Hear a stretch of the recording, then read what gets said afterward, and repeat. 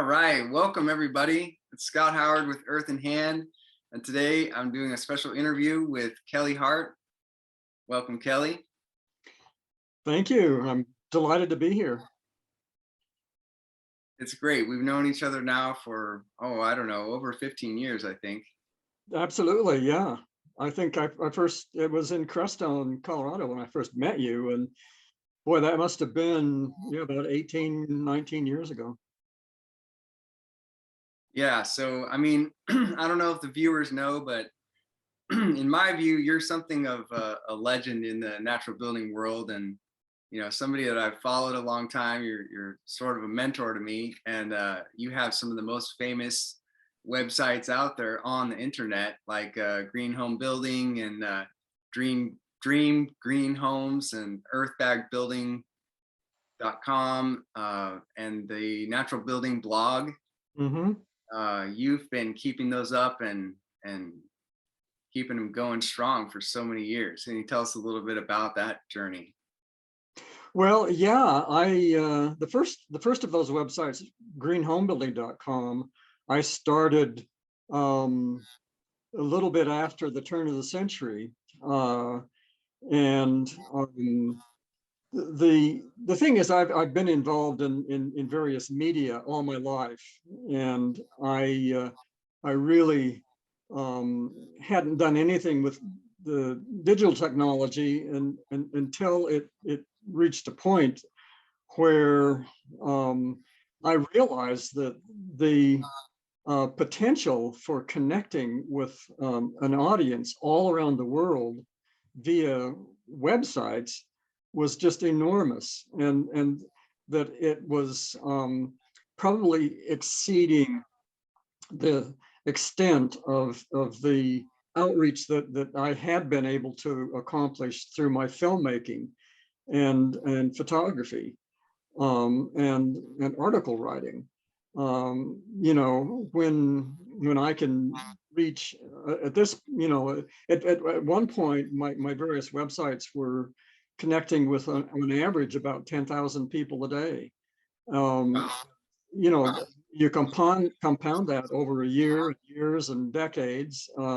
That's a lot of connection with people and a lot of potential influence, and that's really where my heart lies, is in connecting with people and providing information that they can use to not only benefit themselves, but the state of our environment and our world, because those websites really, one way or another, are all about sustainable architecture and natural building, and that's, in my mind, that's where we really need to go as a species, is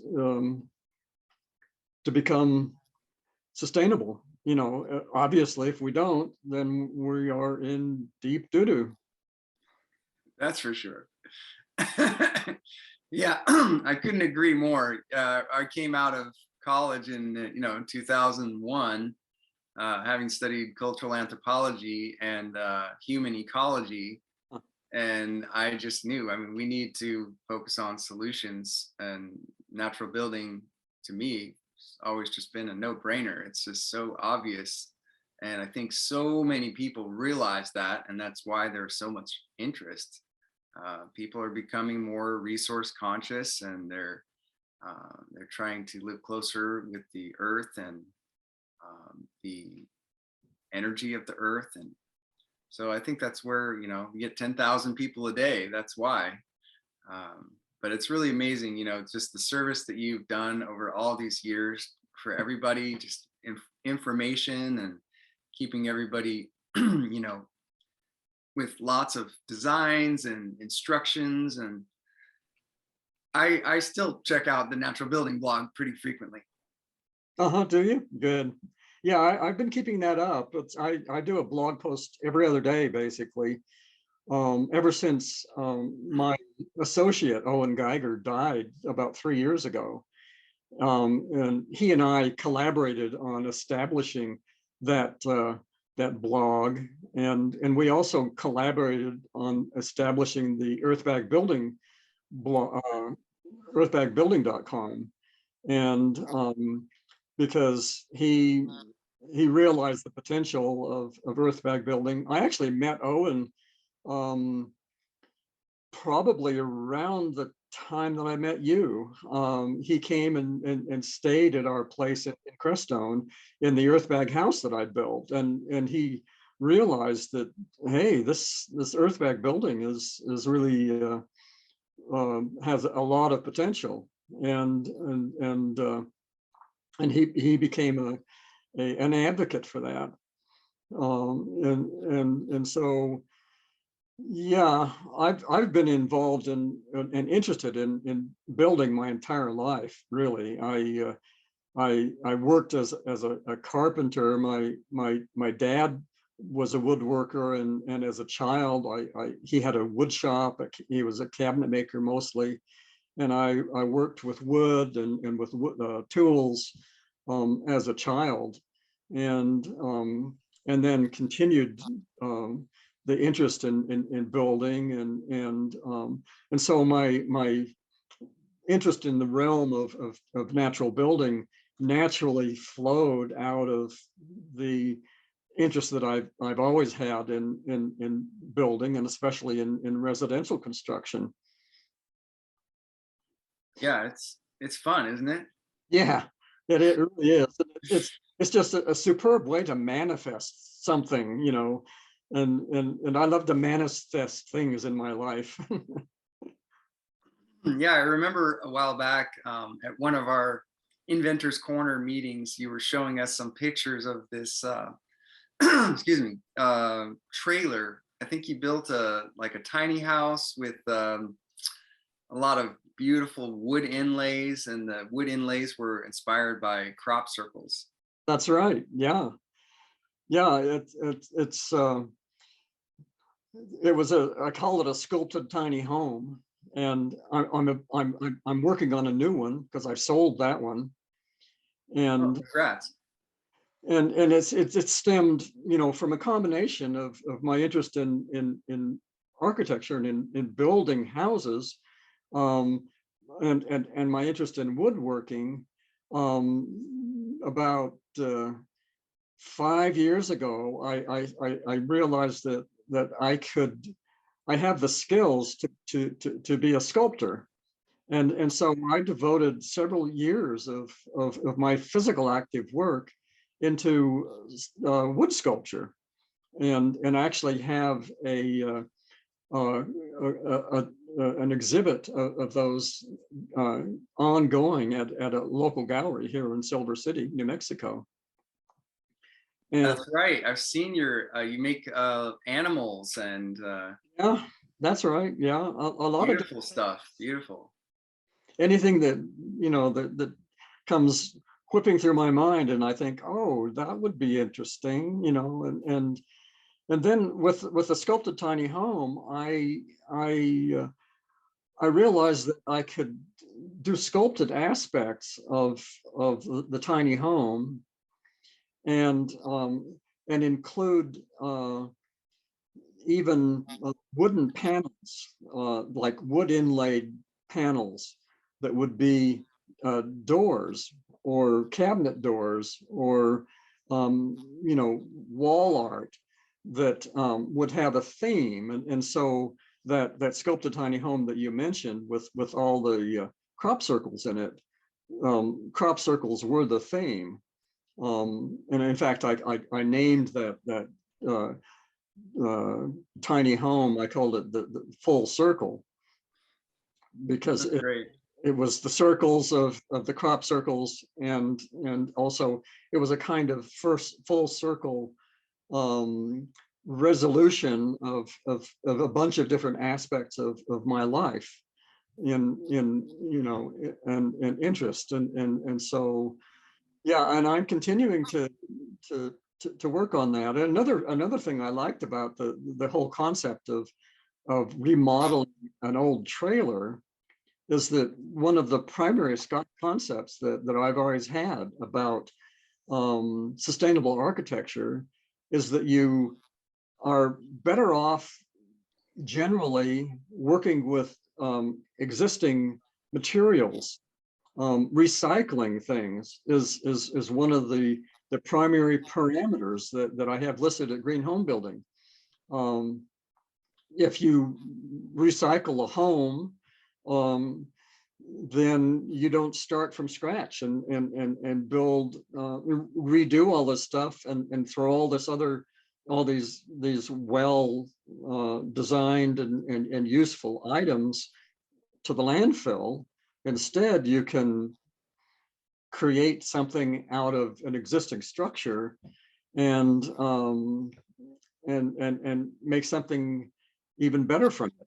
And the other thing about the sculpted tiny home that I really enjoy is that I realized pretty early on when I was working on it that I'd show people what I was doing. I'd take people in, and they'd go like, "Oh, I feel different being in this space." And then I realized that by sculpting something that has an energetic quality and that has an intention, that you can create an environment that you can actually live in that will actually change people's consciousness and allow them to absorb certain kinds of energies, and that whole realm, just was a whole bonus. Oh, definitely. Yeah, I couldn't agree more. I saw those amazing figures you made, lots of geometry, and people just love that stuff. I mean, geometry is the basis of everything, and it definitely is beautiful and makes us feel a certain way. I see how there's such a crossover between the building side of what we do and the artistry side. Mm-hmm. There really isn't there isn't a word really, artist builder. That's what you are. It's artist and a builder. Yeah. And we have to really kind of put ourselves out there in that way, because it's not the most common of categories to No. make artistic buildings and sculptural buildings and architectural sculptures. It's all wonderful stuff. And they should come together. That's a very wonderful way to manifest something, is to bring the living and the art together. Definitely. Well, yeah, I love that tiny house. And so what's the theme of your new tiny house? The Tree of Life. And it's based on ancient artwork that I've accumulated imagery of, that relates to, for instance, I have a whole fairly large wood inlay panel that is a replication of one of the walls of Lascaux cave in cave art by early men. I mean, this dates back to probably 20,000 years ago or more. And they were true artists. The people who created that imagery, and it reflects their lives and their passions and their interests. And so I've been replicating some of the imagery and in cave art, in cliff art from Africa. I know that you spent some time with the Dogon, I think, in Africa. Well, the Dogon created amazing cave art and cliff art, cliff paintings, and I've created a couple of panels that represent the imagery that they felt move to put out and make public. And I think I've created about at least a dozen such images now. The one I'm working on right now that I'm almost finished with is Thoth, Thoth, the Egyptian god who has like he's an ibis with a bird head, and he was the master of measurement, mathematics, and a real teacher, and I'm going to pull all these elements together, and they'll be in probably a much larger fifth wheel trailer that I'm imagining. I haven't purchased it yet because I'm waiting for a metal carport to protect the building area to be erected, and that should happen today now. Yeah, I can't wait to see some of those artworks. You're doing all this in wood inlay with beautiful hardwoods and gluing it all together, right? Oh yeah, yeah. The woods are all collected naturally from our environment around here. Oh, okay. From the Gila National Forest, which is adjacent to Silver City, and from my own property, and I've been collecting a variety of woods that I then mill and slice very thin and use them to assemble this artwork, and I'm especially happy to be using local woods because there's a certain feeling that happens when you assemble woods that come from a region, and so there's an essence there that I find very appealing. Definitely. Well, I learned about a new phrase recently to describe some of this type of work, and it's immersive art. Immersive art is you're building an artwork that you go inside of, and you surround yourself with the artwork. So you might want to use that phrase as well. I think it's beautiful. Heard that phrase, but I like that. I like the whole concept, immersive art. Absolutely. Yeah, just like those ancient cave paintings. So that's what they would do. They'd go inside, and the art is on all sides of the cave, all around you. It's surrounded by this art, and wow. Beautiful. Well, I also wanted to tell people about your awesome book. I have it here. The Essential Earthbag Construction. It's part of the Sustainable Building Essentials series. And this book really just contains a wealth of information about how to build with earth bags. And it's really concise too. That's why I like it. It's like a very solid amount of information packed in a tight bundle here. So yeah, I love this book. You did a great job. Thanks for asking me to review it and read it, and thanks for including some photos of my work in there. It's a really awesome book. Those pictures on the cover is That's right. A dome that you did in Africa, I think. It's my claim to fame right there. Yeah. But yeah, so, and you are you still doing photography as well? I am, although not nearly as much as I used to. I've really, for a long time, photography was really my passion, and I worked as a professional photographer for a period of time. I have album covers and book covers and whatnot that I've created. Okay, I didn't know that. That's great. But then I evolved into motion.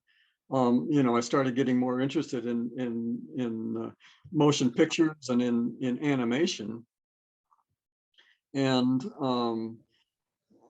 so I considered myself a filmmaker more than anything else for most of my life, really. For many decades, I considered myself a filmmaker above all, and I did produce a nice collection of documentaries and also animated programs. And it wasn't until around the time that I started doing the websites that like I mentioned earlier, that I realized that the potential connection to a wider audience could easily come through the web, and that's when I started devoting myself to that technology. But I still enjoy film, although it's been many years since I've produced anything. I even have a U.S. patent on a process and an apparatus for making animated movies. And that was a passion for a number of years. What did it do? And it was, well, it was an interesting process. I would work on a light box with a glass top, and the lights underneath the glass would heat it just to the point where I could use colored grease pencils on glass, and the grease pencils would melt.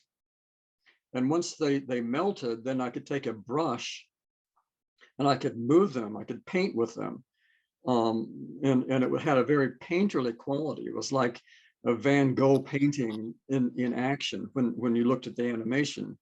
So I would have a movie camera or a video camera mounted above the glass, and I would make a little bit of a change in the image and take a picture or two, and then keep doing that, and that's the process of animation.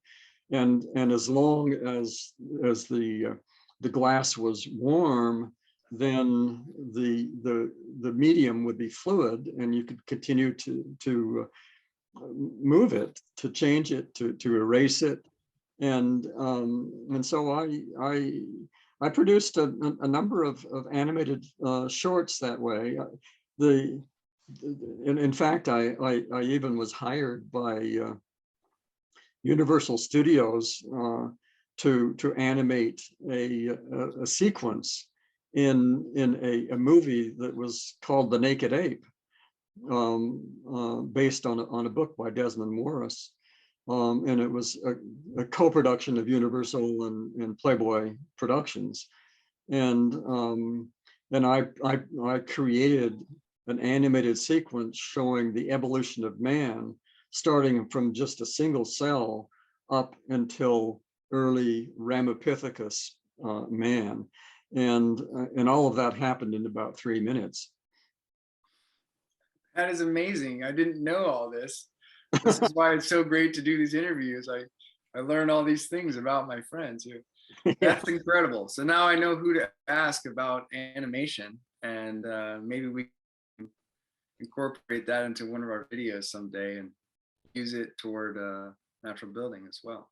I was promoting that technology, the technique that I had the patent on, and until digital technology took over the whole realm of animation, and I realized that something else is at the forefront of the animation technology, and so I stopped trying to promote it.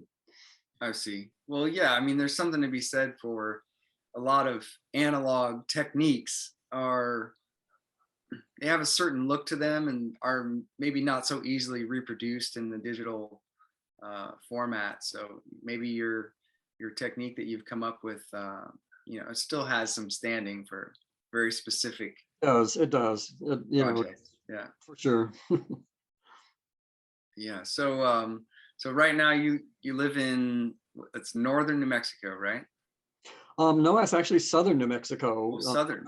I'm only about an hour and a half drive to the Mexican border, Okay. up in the Wow. mountains, near the Gila National Forest, in a little old town called Silver City. And I live in an old adobe house that I bought right in town, and it was built around the time in the early 40s, around the time I was born. And and and I love living in an old adobe house. How's it holding up?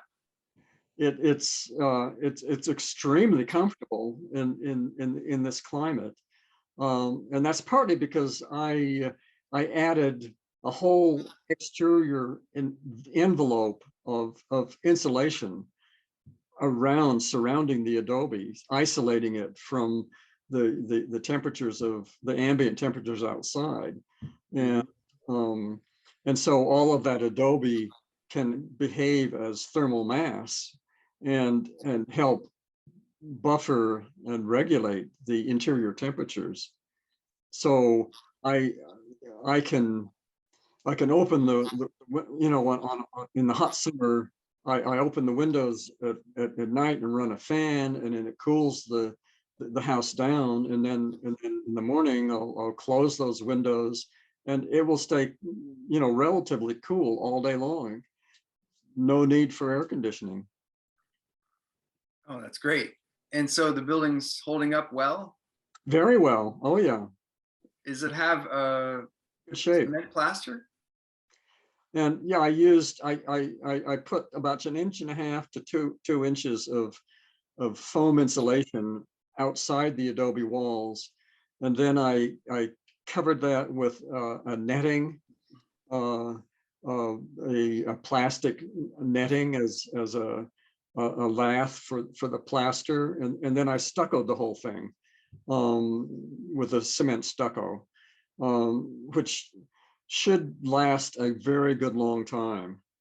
Yes. I expect it will. Very durable. Very So, durable. as you know, we've been pretty anti-cement over here at Earth and Hand for quite a while. But you know, as time goes by, I see the value of especially a thin stucco. Um, there's just so much versatility and so much durability. I think that, you know, oftentimes this is something that's worthwhile, and in terms of the performance to ecological costs, it ends up being pretty darn useful. And there's just a lot you can accomplish with, you know, ferro cement or plaster, stucco. I remember you and I talked a lot about our experiments with magnesium cement a while back. Huh. That's Yeah. some interesting stuff. I still have a couple buckets of that somewhere. Yeah, it's interesting stuff, and definitely has some use, some real functional aspects to it. I haven't messed with it any, you know, since my early experimentation with it. But I'm in accord. I'm in accord with you in terms of you know, trying to avoid materials like Portland cement that have very high embodied energy, just because of the, you know, all that release of carbon dioxide that we're trying to avoid. But then you do need to balance that out, you know, with aspects of longevity. Yeah. And also the energy consumption. My understanding is that the Portland cement factories use as much energy as a small city for one factory. So it's a huge requirement. Such high temperatures are required to make that. Right. Yep. So as well as lime. So that's just the price you have to pay. So we need to use it in appropriate quantities.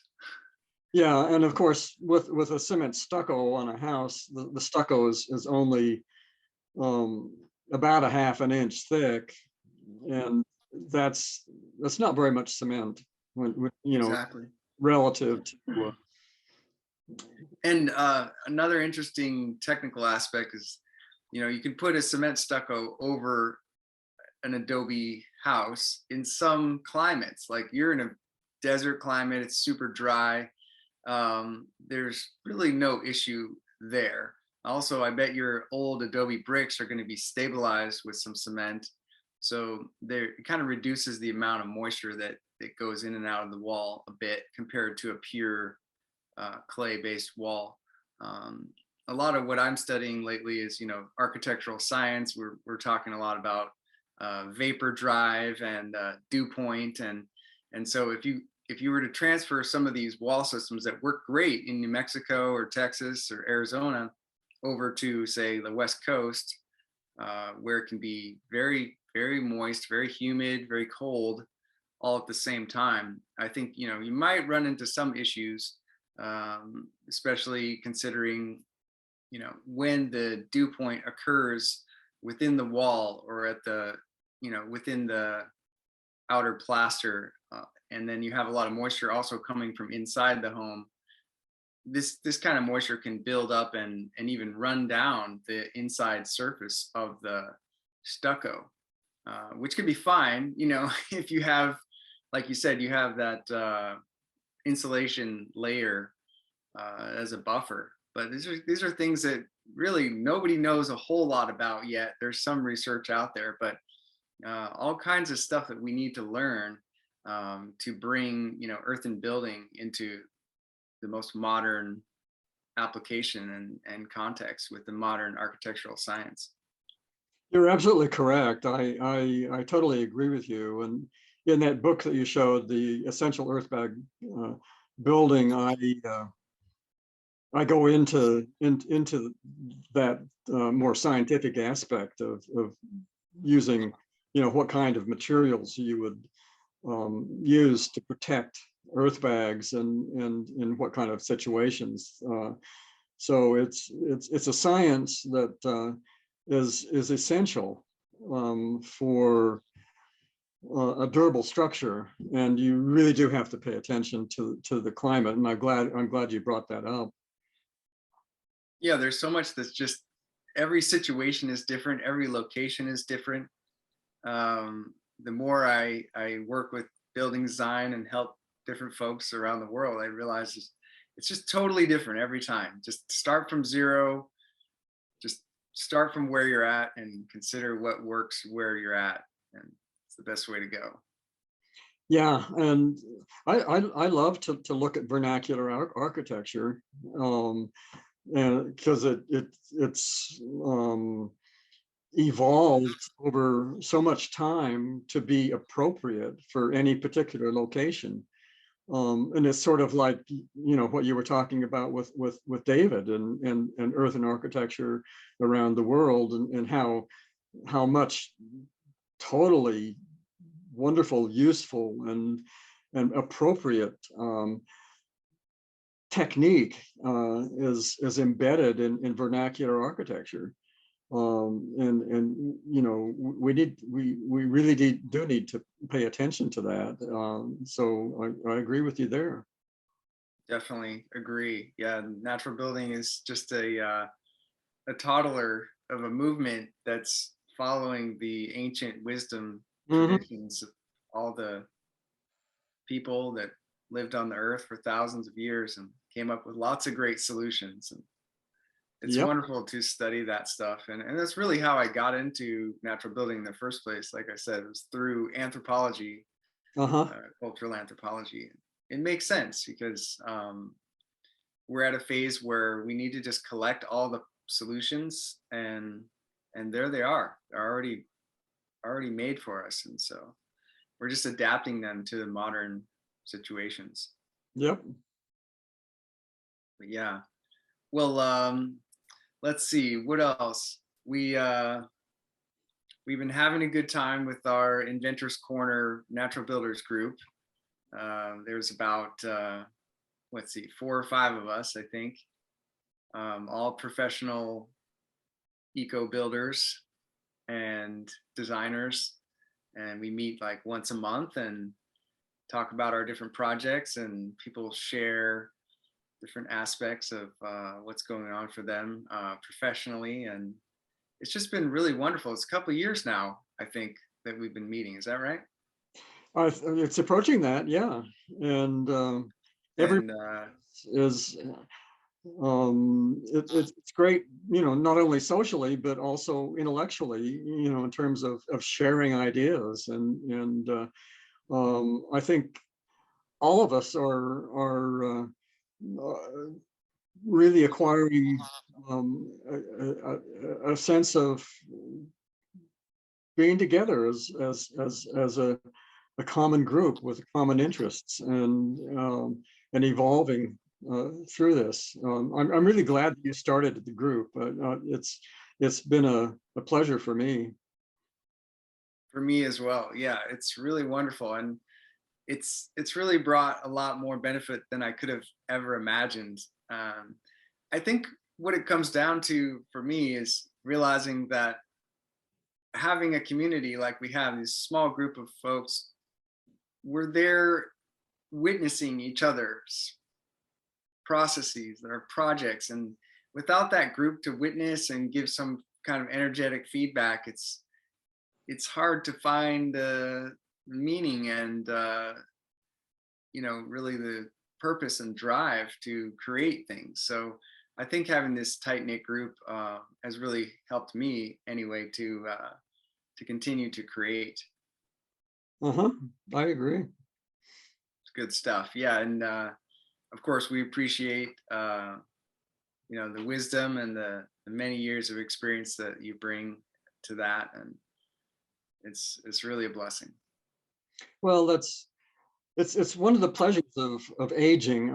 I'm finding is that the acquired experience, over many decades, and I'm approaching my eighth decade in about a year. I will, and all of that gives a perspective on life and pursuits, and a perspective on what's important, and what is worth delving after. And I'm thoroughly enjoying my age as it unfolds, and I'm very cognizant of my need to keep active, both mentally, intellectually, and physically. And I do that with great intention in what I choose to work on. So for instance, those sculpted tiny homes, one of the main reasons I do it is it gets me out there and working on projects every day. I can't just sit at the computer and work on my websites nonstop. It would drive me nuts, and my body would rebel. I know it. So after I sit for maybe 2 hours at the most, I start to get antsy. I got to get up and start moving. Yeah, well, it's an inspiration because you're constantly learning and going in new directions, and it's really great to see. And Well, definitely that's my goal as well, just stay moving, stay active. yeah, I spend a lot of time on the computer these days working with architectural plans, yeah. but it is what it is, and it's nice to get out there and build whenever I do. I got a workshop coming up this next weekend, and I'm pretty excited about it. And Mm-hmm. Earthen plasters and paints once again. Probably the 15th or umpteenth time that I've taught this same workshop, and I love it every time. People really enjoy it. Well, you're an expert at it now, so Yeah, exactly. Now it's a piece of cake, and yeah. we try to always push the envelope and do something different. So hopefully you'll think of a really creative way to decorate this earthen building that we're working on. And I'm thinking maybe do some, something kind of artistic, some vining lines and flowery shapes across the outer plaster. And then maybe on the inside, we're going to do more of using pigments. We can throw the raw pigment powder in little pinches into the plaster, just directly throwing it in, and then trowel it in so it leaves kind of a streak of color. Mm-hmm. We did some of that in the floor earlier at a floor workshop a couple weeks ago, and I think we're going to do some more of that. It's pretty fun. Very artistic to work with pigment like that. It's I can imagine. I haven't done that, but I can certainly imagine. It's almost like painting. Oh, there's just so many possibilities, and I feel I'm doing this so many years, and I'm just barely scratching the surface of all the things I want to try with plasters and paints. I'm a huge fan of Bill and Athena Steen, Yes. and as well as Carol Cruz. Mm-hmm. I actually met with Carol Cruz a number of years ago in New Mexico, Mm-hmm.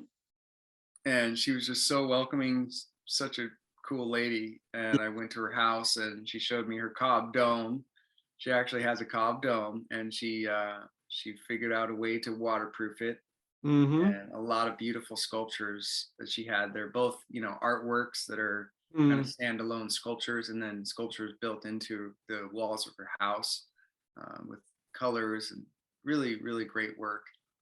Um, and Bill and Athena Steen, what I like about some of their works that I've seen is just they take a very precise approach. So like some of the figures that you're using, those geometry figures like the crop circles or things like that, we can accomplish that in earthen plaster by, say, putting a different colored plaster over the main color and in a certain section, and then letting it dry, and then scribing out the geometry over that upper layer, and then actually carving it away. And Mm-hmm. it's pretty similar to some of the techniques that we use in ceramics. I'm also a ceramicist, but Huh? Yeah, sure. carving things away is more precise. You can get a finer line and do more exact work than just doing it when it's wet. So we Yeah. let it dry a bit and then carve it back. So I'm excited to try some of that. Maybe we'll do some of that next weekend. Uh-huh. Good idea. Yeah, I met Bill and Athena Steen here in Silver City soon after I moved here. The Silver City has an annual clay festival, and the Steens came and did a presentation as part of the clay festival, and I went up and talked to them afterwards, and I've always been an admirer of them and the work that they do. So yeah, it's wonderful, and they're they're real pioneers in the natural building world. They've done a lot, definitely, definitely. I made it down to that area once in, I think it was around 2003. I went down to Southern Texas and was studying with Simone Swan of the Adobe Alliance. Right. So that's where I originally learned the Adobe brick Uh, vault techniques and dome building. yeah. And then from there, I brought my bicycle on the Greyhound bus all the way from Portland down to Presidio, Texas.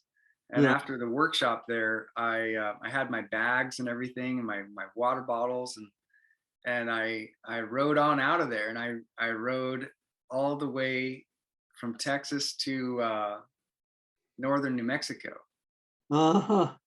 just by myself. Just Yeah. went for it, and it Nice. was beautiful country, really incredible trip. And there was only one time where I ran out of water, Uh-oh. and I mean it's the desert, serious desert out there, and there's hardly any people really in some sections in the middle of New Mexico. And I was on kind of a side road. I wasn't on the freeway, because Hmm. I was on another road, so there's no people, and I rode for probably I don't know, entire day after having run out of water, and fortunately came across a little truck stop, and there was a spigot there with some potable water, and I was able to refill. But it really made me feel like, one of these like a Kalahari Bushman or something, where you just, hey, there's no water, that's okay, we'll find some at the next place. And Right. I mean, I'm riding the bike all day in the hot sun. Like, that's okay. I'll make it. I was thirsty, but Yeah. it was no problem. I made it through. Wow. Makes a good story. Yeah, it's definitely a good story later. Oh man. But yeah, New Mexico is a beautiful country and really nice people. Actually, I met a lot of nice folks along the way on that trip. People just say, "Oh, you're traveling through. Well, why don't you come stay at my house?" And all right, and generally pretty inviting. But So, yeah, it's dry there. You must get about what, 3 or 4 inches of rain a year or something. not much more than that. It's very arid. And New Mexico is so interesting culturally, I mean, it's a real amalgam of us whites and the Latinos. Mexico was part of Mexican territory before it became part of the U.S.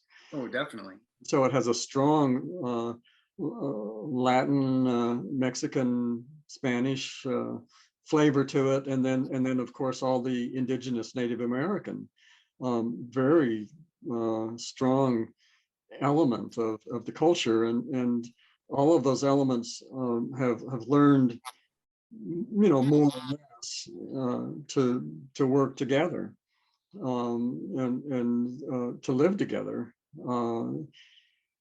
So it makes it an interesting cultural experience to live in Mexico. It is definitely. It's a diverse place. I remember spending a lot of time at Pickery's Pueblo and Taos Pueblo, and on another trip when I was there, and just I'm just so impressed by everything. They're really these the Taos people, and they really maintain their way of life over so many years, and they're maintaining their buildings. Taos Pueblo is who knows how old. Nobody even knows how old it is. It's very very old, thousands of years maybe. It's continuously inhabited, and these adobe structures are really impressive. Yeah, talk about vernacular architecture, vernacular American architecture. It stems back to that, as one of the primary um, elements of American vernacular architecture is those old adobe buildings. Of course, they didn't make adobe blocks. That I think didn't that stem more from Spain and from Morocco and that culture. I think that the Indians tended to do more like puddled adobe, like Yeah, that's right. more like cob Yeah, is done, where you just pile up on a wall the earthen materials. which makes sense, especially in a dry place, because if you do a course on a wall, and by the time you get done with the wall and go back to the beginning, you can put another course on. Right. But yeah, they had a lot of things figured out. There's this beautiful stream that runs right through Taos Pueblo. And that's where they get all their water, from many many years back. That's where they drink their water from, and it Mm. comes right out of the mountains. And I learned a lot from those people. I spent some time and did some, sweat lodge ceremonies, and um, definitely was pivotal. It was really transformational. I recommend that very highly to anyone. Some of the dwellings that they made in the cliffs, the cliff dwelling, um, was something that they realized that not only did it have um, the the practical ability to create a living situation that where you could protect yourself from possible invaders or something. But living in cliff dwellings was basically taking advantage of the environment under the ground, you know, in a cave, with the possibility of getting solar exposure during the day to warm it up. And so I think that some of those cliff dwellings must have been very comfortable to live in this particular climate. And it's probably one of the reasons that they built that way, and they persisted for as long as they did. I agree. Yeah, it's incredible what you find there in New Mexico and southern Colorado. This Bandelier National Monument, and the Chaco Canyon and Mesa Verde. I studied all these pretty extensively and went there and checked them out pretty thoroughly. And there's just a lot to learn there.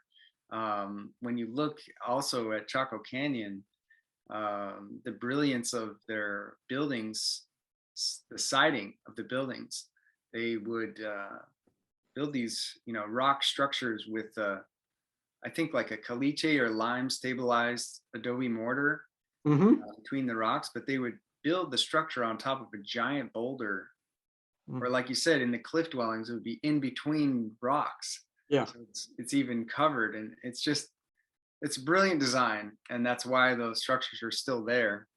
And the other interesting thing I noticed when I was in Dogon country is some of these old abandoned Dogon villages that still exist within the cliffs there. Dogon people took me there and showed them to me. These structures are almost indistinguishable from what you see at a place like Mesa Verde. And here I have this here. I'll show you. Oh yeah, I've seen pictures of those. So that's Dogon country. Yeah, but you almost think, well, is that Mesa Verde? People would think it's Mesa Verde because the architecture looks so similar. Because it's the same type of environment, same materials. Yeah. So another phrase that a friend of mine taught me recently is materials-based design. And I think that's also what we do is, when we see what materials we have, whether it's repurposed or natural materials, collect all your materials in one place, and you say, well, what can I do with these materials? That's materials-based design, and I just love that. Yeah, I do too. It's one of the primary tenets of sustainable architecture is to work with local materials, and one of the benefits of working with local materials is that not only are they natural and have low embodied energy generally, but when you put them together, they fit in that environment. They feel like they belong there, and it just is so compatible. Exactly. Well, Kelly, this has been so wonderful to interview you and just, hear more about what you have going on and some of what you worked on in the past. And I am just so grateful for our friendship and to continue to get to know you. So thank you. The same here, and we could obviously go on conversing for a long time, but I realize that we do need to end this eventually.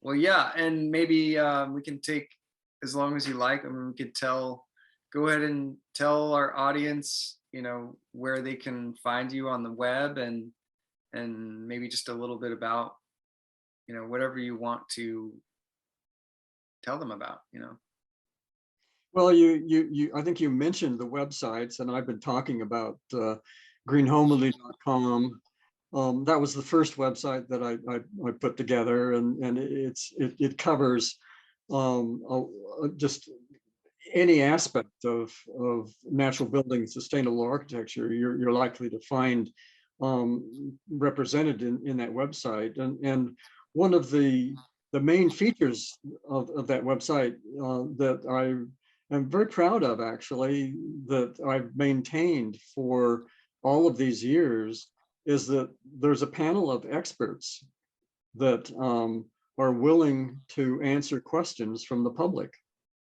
on any of these aspects. And so there's I don't know, about 15 or so experts. Some have been with me for ever since the inception of the website, and some of them, you know, are more recent.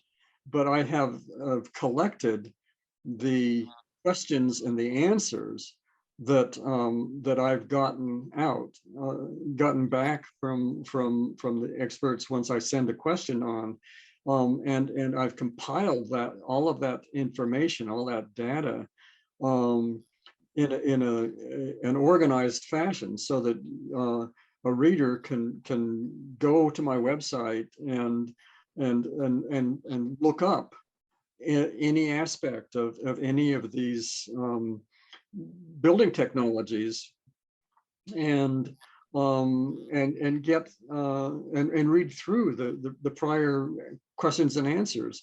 There's just a tremendous wealth of information there that is available for the public, and so that's one of the aspects that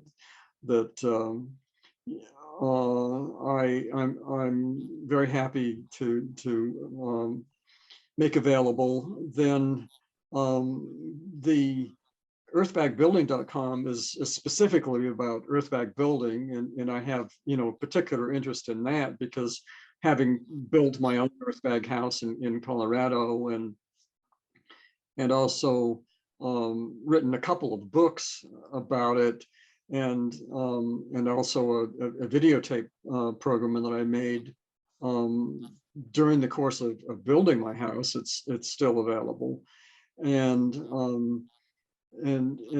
so that one is specific to earthbag building. Then the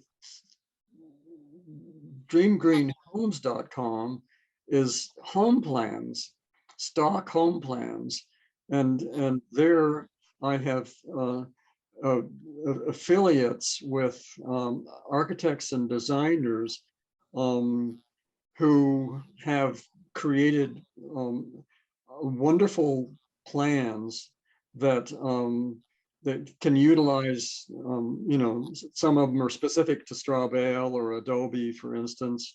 All of them have in common the fact that they represent some aspect of sustainable architecture. And these stock plans can be purchased on that website, and that's actually my primary source of income these days, is through the sale of these plans. You know, if you can find a stock plan that suits your needs, then you can save a heck of a lot of money from the normal procedure of hiring an architect to design. And then some of the architects and designers are quite happy to make custom plans or to modify their plans.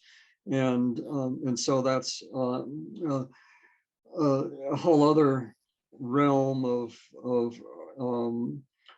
sustainable architecture that is valuable. Is I probably have a good 200 plans that are possible, that you can investigate and eventually purchase if they you know, if they fit your needs. And then the fourth website is the one that we mentioned about, the natural building blog, and that's strictly a blog. It's you know, material that it dates back to about 15 years ago, And so there's an considerable archive there too, of blog posts from both Owen Geiger and myself over all these years, and I update that on a daily basis, basically, and so there's just a wealth of information that's available online that I have some hand in. There really is. And I wanted to add that at the Dream Green Homes website, there are so many amazing plans, and I've seen a lot of these. And what I find is that a lot of clients that come to me for design consultation have actually found a design that generally suits where they'd like to start in their design process from that website, and they purchased it and they come to me and I help them refine the design toward their needs from these stock designs. So yeah, I highly recommend that website. It helps people kind of hone in on what they're looking for, what they would like to build. Yeah. So, and they're all just really incredible websites. I'm going to put them all in the description.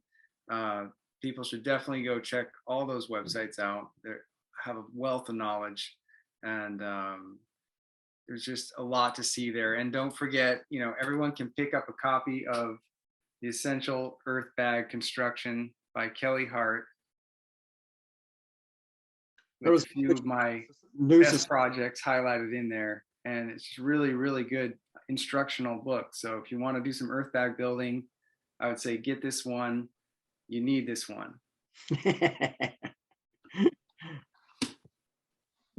And yeah, just cheers to you, Kelly, and you know, and here's to Owen Geiger as well.